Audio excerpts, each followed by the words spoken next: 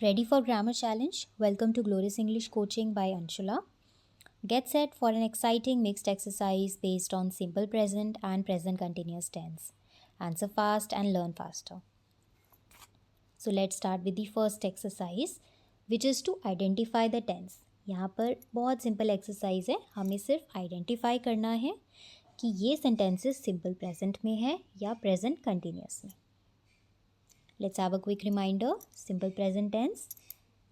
It is based on the daily routine, our habits और the universal truth.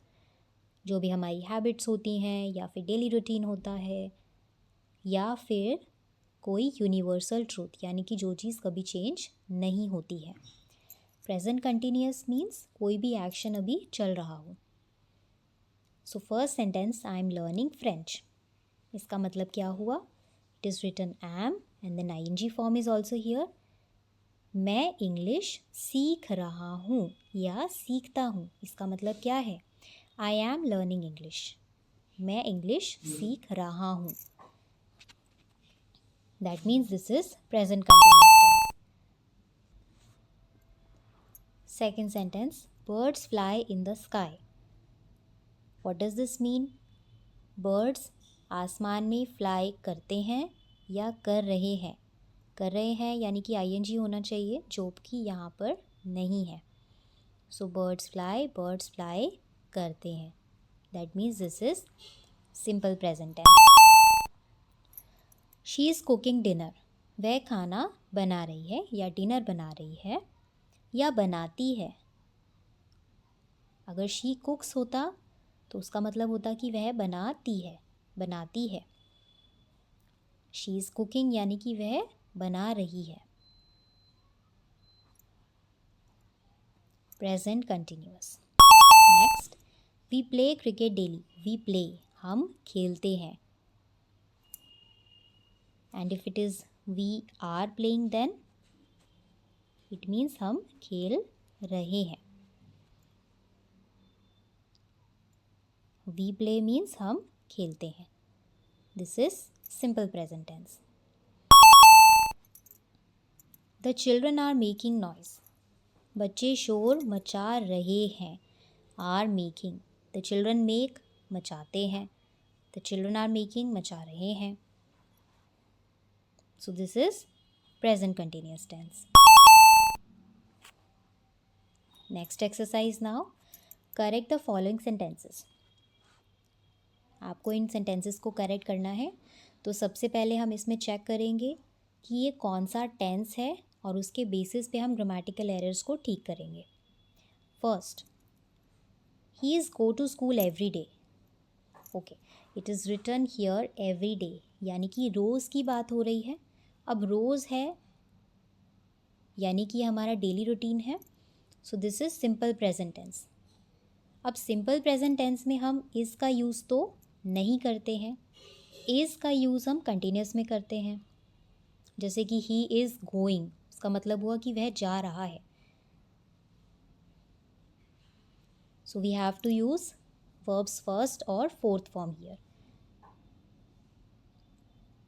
आप यहाँ पर वर्ब का फर्स्ट फॉर्म या फोर्थ फॉर्म यूज़ करेंगे. तो ही सिंगुलर है यानी कि यहाँ पर ही गोज़ होगा. He goes to school every day. Please check the detailed video to understand the complete simple present tense. Coming back now, they plays football now. अच्छा, now लिखा है यानी कि अभी, तो अभी की बात है यानी कि एक्शन चल रहा होगा, चल रहा है. और यहाँ पर लिखा है they plays, तो यहाँ पर हम हेल्पिंग वर्ब और फिर ing का यूज़ करेंगे.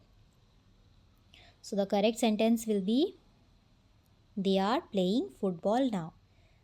और अगर हमें इसे सिंपल प्रेजेंट टेंस में भी बनाना है तो भी यहाँ पर दे प्ले होना चाहिए, ना कि they plays, because they is plural. So we have to use the verbs base form. जब प्लूरल होता है तो हमें बेस फॉर्म यूज़ करना है. Anyway, it is present continuous, तो हम यहाँ पर दे आर प्लेइंग लिखेंगे. Next sentence, is she cook food at this moment? Again at this moment, अभी की बात है, यानी कि ये चीज़ चल रही है. इज शी कुकिंग, बाकी ठीक है, we have to use the ing form here. Is she cooking food at this moment?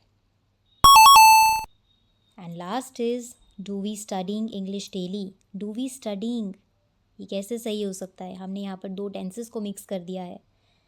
हालांकि ये बात डेली की है, यानी कि ये सिंपल प्रेजेंट टेंस है.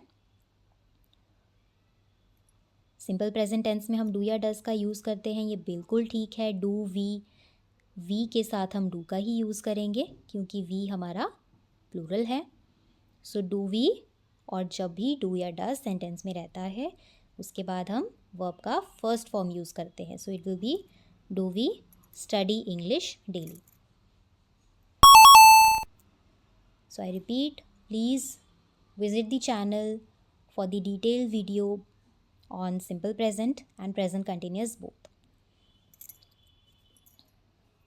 If you could answer these questions correctly, your tense knowledge is getting stronger. See you in the next practice session of simple present and present continuous tense. Follow for more English videos. Bye bye.